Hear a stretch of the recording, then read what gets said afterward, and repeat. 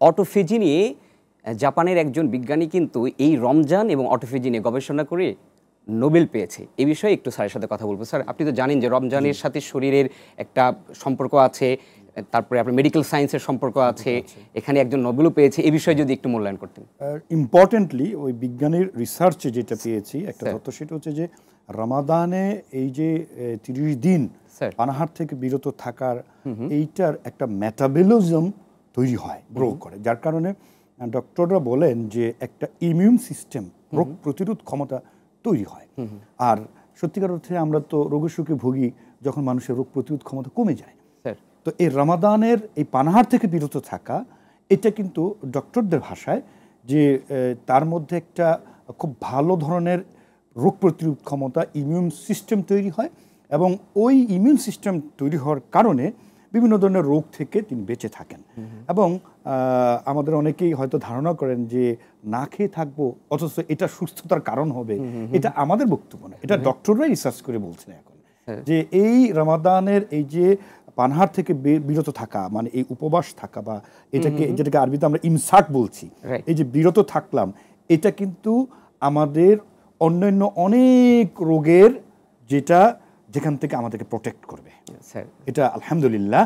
এবং এই গবেষণাটি করেছেন সম্ভবত, এবং সেই খান থেকেই আসলে এটা সারা পৃথিবীর একটা চাঞ্চল্যকর বিষয় যে রমাদানের এই যে ফাস্টিং, এটার উপরে রিসার্চ এবং সেটার উপরে সর্বোচ্চ সম্মাননা ডিগ্রি, অথচ এই রমাদানের সিয়াম সাধনা আমরা করে চলেছি বছর পর বছর। এটার মধ্যে যে স্বাস্থ্যগত যে কি কি ফিচার, আমরা যদি শুধুমাত্র রমাদানের স্বাস্থ্য সুবিধাগুলি, আমরা ফিচারগুলি যদি আলোচনা করতে থাকি, ঘন্টার পর ঘন্টা চলে যাবে। এর মধ্যে এমন কিছু আল্লাহ রাব্বুল আলামিন বিষয় রেখেছেন এই সিয়াম সাধনার মধ্যে। যেমন একটি বিষয় একটু এখানে বলতেই হয়, সেটা হচ্ছে যে রমাদানে আমরা একটা জিনিস করি, সেটা হচ্ছে যে আমাদের মধ্যে একটা ফিলিং তৈরি হয়, একটা ফিলিংটা কি, যে আমি অতিরিক্ত খাবার থেকে আমাকে নিজেকে বিরত থাকতে হবে। এইটার একটা ট্রেনিং কিন্তু রমাদানে আমরা পাই, যে আমরা কিন্তু অনেকে অতিভূত ভুরিভূত একটা অবস্থা, এটা যে মেডিকেল সায়েন্সে কি পরিমাণ স্বাস্থ্যের জন্য ক্ষতিকর ডক্টররা বলে যে, এবং নবী সাল্লাল্লাহু আলাইহি ওয়াসাল্লাম সুন্নাহ তো আপনি জানেন, নবী সাল্লাল্লাহু আলাইহি ওয়াসাল্লাম খাবার খেতেন 3 ভাগে ভাগ করে, 1 ভাগ খাবার খেতেন, 1 ভাগ পানি, আর 1 ভাগ খালি রাখতেন। এই সুন্নাহ যে কতটা মেডিকেল সায়েন্টিস্টের দিক থেকে প্রাসঙ্গিক এবং রেশনাল, এটা এখন বিজ্ঞান বলছে যে যারা এই ফুড হ্যাবিট ডেভেলপ করবে তারা কখনো অসুখে পড়বে না। আর আমরা আমাদের বলতে কোনো দ্বিধা নেই যে খাওয়া পেলে আমরা আর হুঁশ থাকি, মানে রমজান এগুলোকে নিয়ন্ত্রিত করে।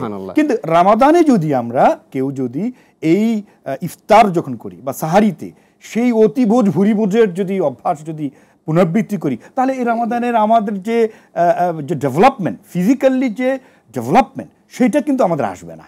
স্যার, আমি আপনার মাধ্যমে দর্শকদের বলতে চাই, স্যার এরকমই বলছিলেন যে মানে ডায়েট যে কন্ট্রোলের বিষয়টা বা ব্যালেন্স ডায়েটের কথাটা, তো রমজান আসলে পারে আমরা যে মানে অতিরিক্ত জাঙ্ক ফুড বা বিভিন্ন কিছু খেয়ে থাকি, এটি থেকে নিয়ন্ত্রিত আমাদেরকে হতে হবে।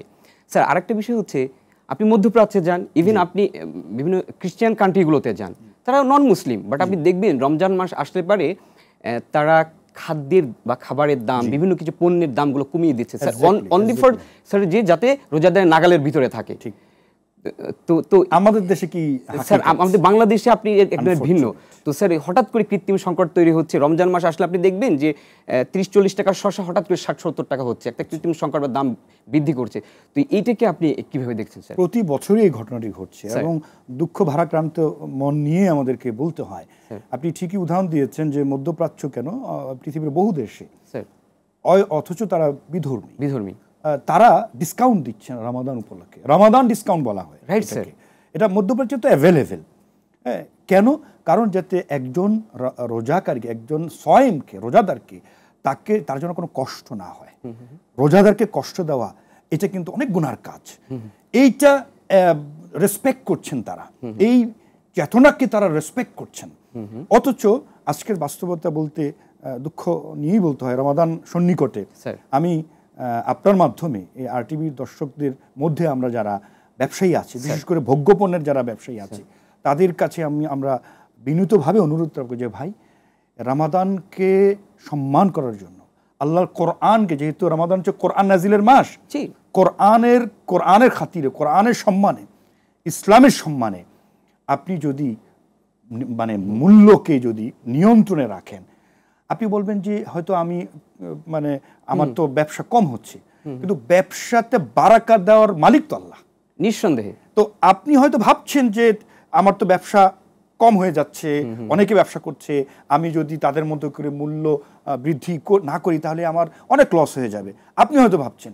কিন্তু এই ব্যবসায় বারাকাত আল্লাহ পাক আপনাকে দিবেন নিঃসন্দেহে। সুতরাং আপনি যদি রোজাদারকে কষ্ট না দিয়ে, এই বাংলাদেশের যারা রোজাদার ভাই বোন আছে তাদেরকে কষ্ট না দিয়ে যদি আপনি মূল্য নিয়ন্ত্রণ, আমরা বলি নানান রকমের সিন্ডিকেট আছেন, নানান এটা সরকারের তো কিছু ভূমিকা আছেন, আমরা বলবো সবাইকে এ ব্যাপারে একটু সতর্ক হওয়ার জন্য একটা সোশ্যাল অ্যাওয়ারনেস ক্রিয়েট করা দরকার মহতারাম, আমি মনে করি এই বিষয়টা।